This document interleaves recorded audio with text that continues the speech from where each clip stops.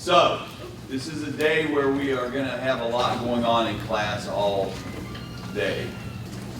We are going to offer you food, and all of the food, as you might expect, has insects in it. You don't have to eat anything if you don't want to, all right?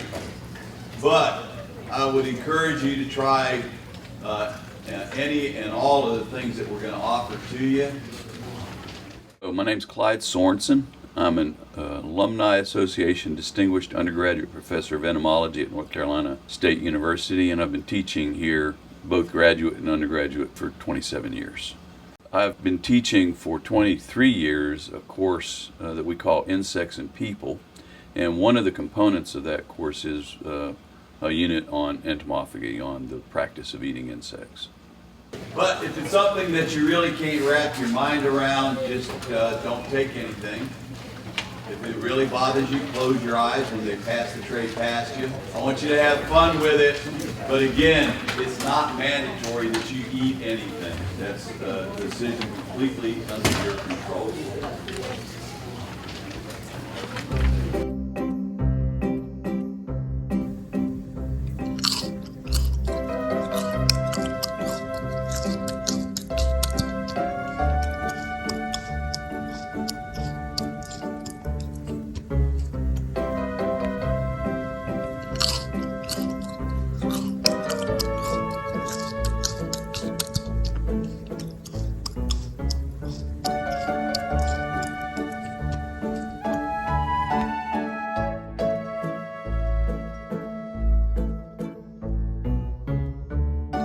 In my class, we typically serve the students several dishes. One of them is rice critter treats, which are Rice Krispie treats with 1/4-inch roasted crickets incorporated.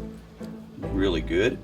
We also serve them hush grubbies, which are hush puppies with mealworms incorporated in them. And mealworm, it's like right there in the name, it's a meal in itself. And then another dish that we serve them is chocolate-covered cricket clusters, which are roasted crickets folded into a chocolate covering.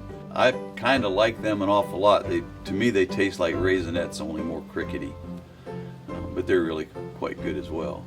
And then the last dish that we typically serve is a Cajun roasted superworm, which is another species of beetle larvae that we oven roast with Cajun seasoning. And that's probably the most daring thing that we serve the students. In general, though, I have a large class, 140 to 160 kids every semester, and virtually every one of them will try at least one of those dishes. And in 23 years, I've never had anybody get sick. Entomophagy is as old as our species is, and all the species like us that preceded us have all eaten insects. It's an ancient practice. It's also quite a widespread practice. About 2 billion people that live on the face of the planet right now routinely eat insects, not because they have to necessarily, but because they want to. The only significant culture that doesn't eat insects, that hasn't in the past, is probably Northern European cultures. We are kind of oddballs. In much of Europe, entomophagy just wasn't widely practiced, and it may have to do with the availability of large quantities of insects that could be readily harvested. In North America, we don't have the infrastructure in place to capture large quantities for consumption, and we haven't yet developed the infrastructure to grow insects as livestock. One of the big impediments to more widespread entomophagy in North America right now is just the supply chain.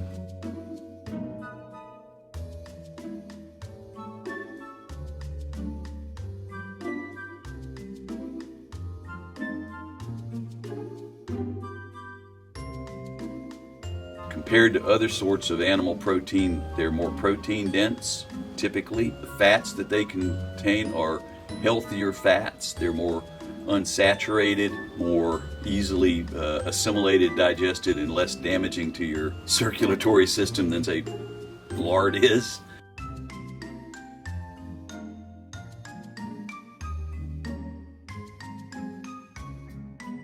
There's a higher feed conversion rate with insects. In other words, more of what you feed them ends up actually being protein, and it usually requires much less water to raise that same amount of protein with insects than it would, say, with a cow.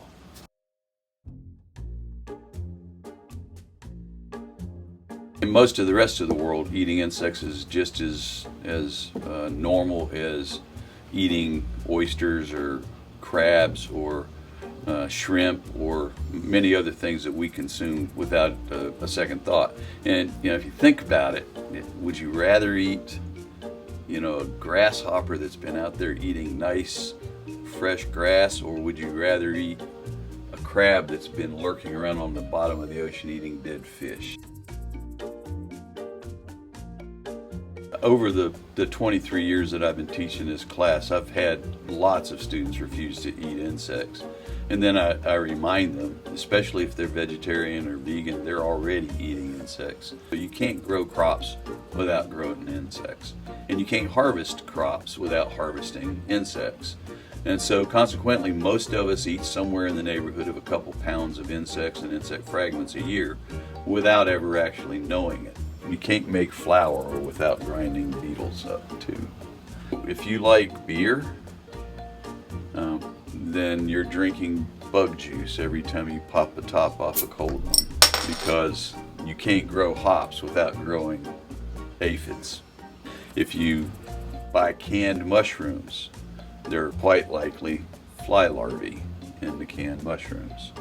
And most canned fruits and vegetables could have minor contamination.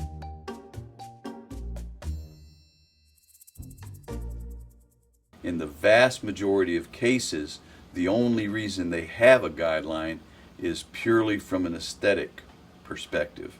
Those insect fragments, those insects that you eat, have no meaningful health implications whatsoever, apart from perhaps enhancing the nutrition of what you're eating.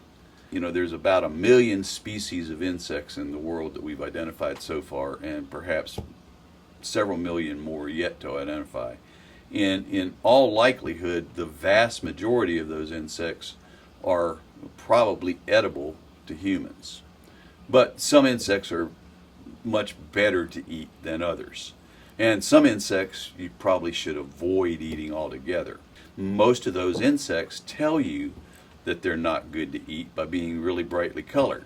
So if it's bright orange and black and yellow, maybe you don't pop it into your mouth, right? You also probably want to avoid insects that are associated with filth. So insects like flies and cockroaches. One thing that you should know about insects as well is that if you're going to eat insects, they need to be very fresh. I order crickets and the beetle larvae that you're eating, a company that delivers them to me alive. And so I put them in the freezer immediately, and of course they die pretty quickly in the freezer. And they're preserved in the freezer until I take them out. Mealworms will stay alive for weeks refrigerated. So I just pop them into the refrigerator until I get ready to cook them. And yesterday we took a bunch of them and parboiled them and then put that in the refrigerator, and that's what you're eating now.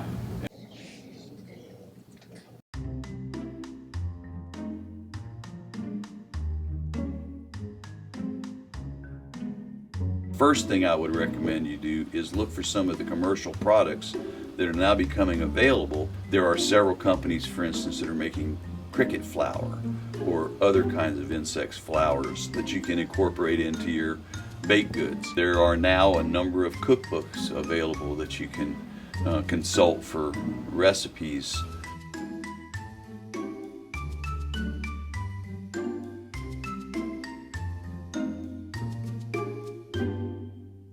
You know, 35 years ago, there weren't very many sushi restaurants around, and now there are lots of sushi restaurants around. You know, we, as a society, got over the hump about eating raw fish. We'll probably eventually get over the hump about eating insects.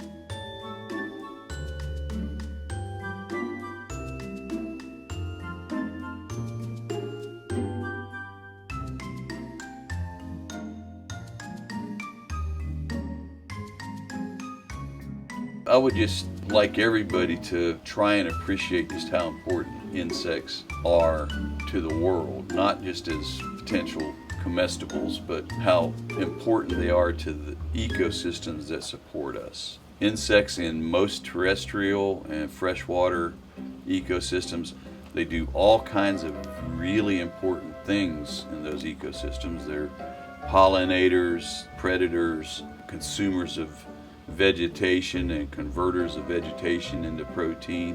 They're scavengers, they're sanitation workers. Without insects, all the ecosystems that we rely on for our survival and that we treasure aesthetically would collapse.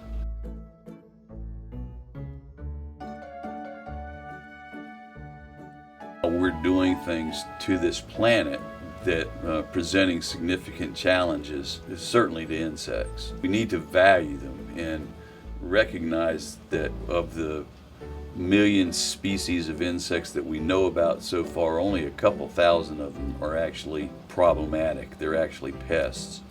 Everybody else we need to regard as beneficial. How many of y'all actually ate an insect? Okay, so everybody that ate an insect gets a buck. Oh, God. I ate insects.